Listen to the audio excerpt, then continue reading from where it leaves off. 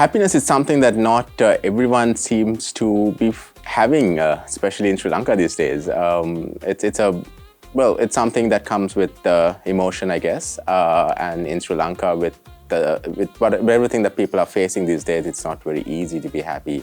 But what does it take to be happy? I thought we'll maybe discuss that topic on Let's Talk this week. And on the program with me is happiness coach Tanya Darmaratnam.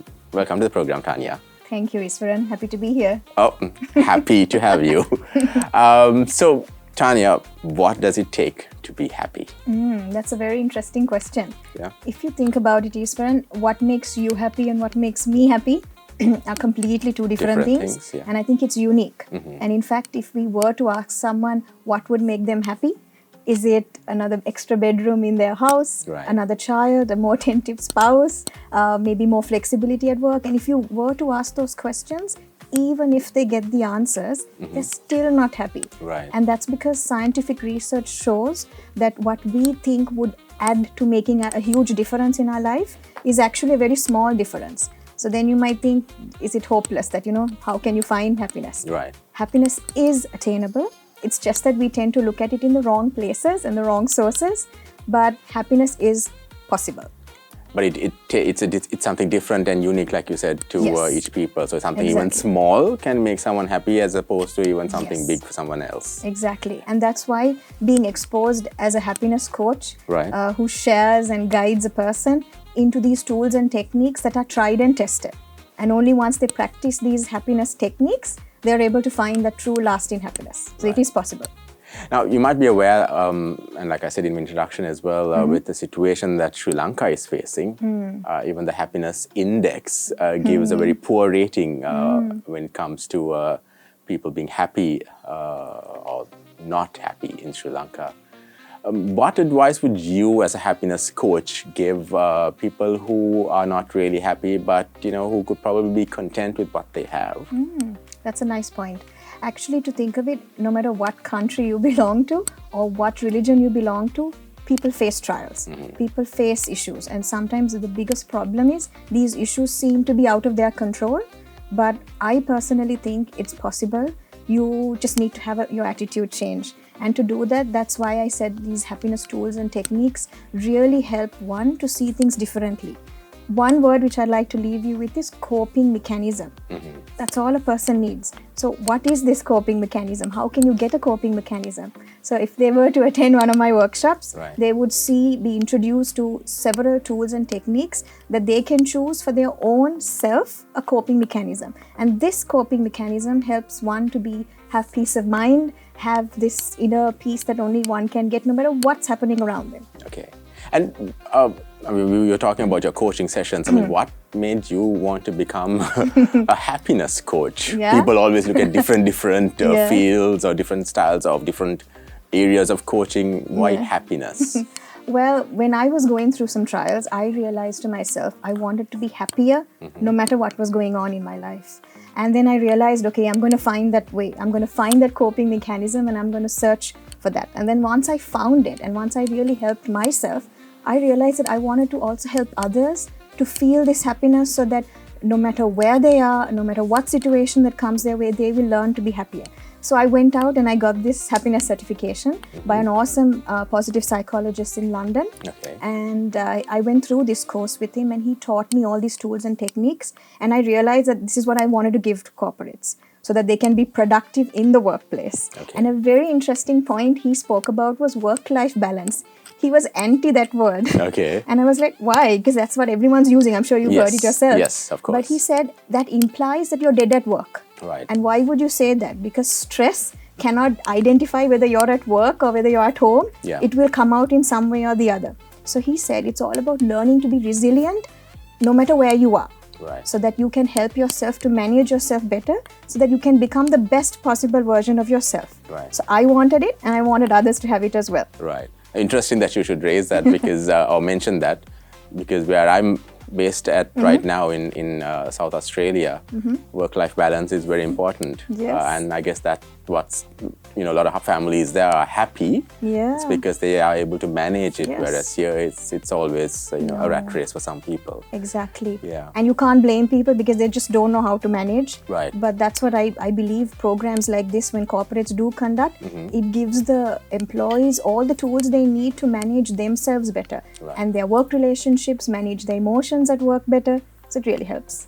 And you do happiness coaching for corporates only then, not individuals? Exactly. I'm actually full-time for a non-profit organization, and that's my main focus. But as I told you, I am passionate about this subject. It means a lot to me, and I really want to give corporates that opportunity to learn to manage themselves better so that they're more productive.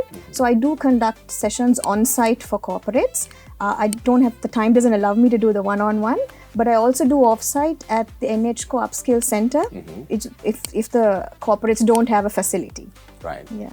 Now, there are, of course, situations when people go through bad times, times where they can't really be happy. Yeah. But some people would say, look, try to keep smiling. Yeah. As a happiness coach, how would you motivate someone to keep smiling despite a tough situation? Very nice. I personally think that you need to have a good, invigorating morning routine. Okay. Have you heard of that before? Not really. Yeah. Well, I've heard of the need to go and work out, if that's what you mean, but then even that doesn't work for me, but yeah. Okay. See, that's a good point that you brought up. So this invigorating morning routine, I actually share it in my workshops as well. I tell participants that they need to figure it out. So again, what an invigorating morning routine would be different for you and I. So you need to figure that out. Right. And the reason why I say that is because it actually sets the tone for the day when they have that. So this could be coffee, this could be exercise, this could be listening to pumped up music, this could be anything that you want. But making sure that, especially on a Monday morning, because everyone faces the Monday blues, so making sure that every morning on a day-to-day basis that you do that. Have that energizing morning routine to get you through the day. And then on the whole, just understanding your emotions. That's another issue we as Sri Lankans have a difficulty in doing because of self-awareness. We're not very much aware of our emotions, so we don't know how to identify them, how to manage them. So right throughout the day, just checking yourself. How are you? Am I okay? Just asking yourself that simple question. And if you're not feeling too well, you would know what to do then. Right. So I think that's important. To keep you smiling, you need to make sure you identify what you're feeling. But does it also matter, or isn't it also important that you have the right people around you as well to keep you happy and help you keep smiling? Yes, most certainly. Okay. Definitely. And who are the people who keep you smiling or keep motivating you to do what you're doing? Well, it's my mom and dad. Right. Ammi and Tati have been like my powerhouse. They give me that inner strength and support that I need. And so they're amazing. Like no words to describe that. Oh, but wait, one more person that comes above them also would be my God Jehovah. I have a very close relationship with him, and that relationship helps me to keep going, gives me that willpower to face the good and the bad days. And so yeah, I get a lot of strength from him. I also wanted to ask you about the whole aspect of coaching. We see a lot of people doing various or coaching in various fields. What does it take to be a good coach? I think it's the foundation is following a course.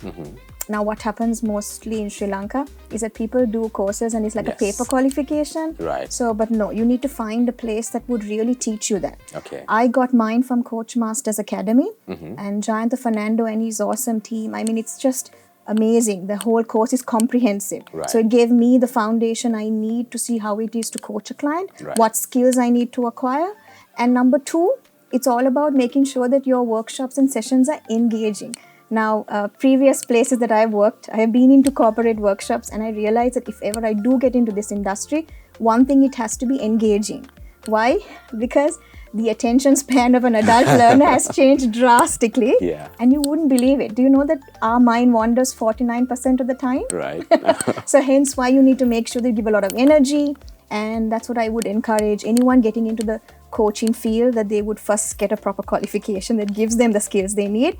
And second, be creative and engaging as you possibly can when you conduct a session. I see that energy in you right now. You're making sure that I'm focused on what. But that's good, yeah. And yeah, I guess you need to get the proper coaching to be a coach as well, right? Yeah, very good.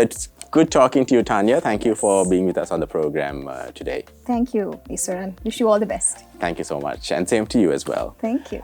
And that's all the time we have for you for our Let's Talk for this week. Till next time, stay safe.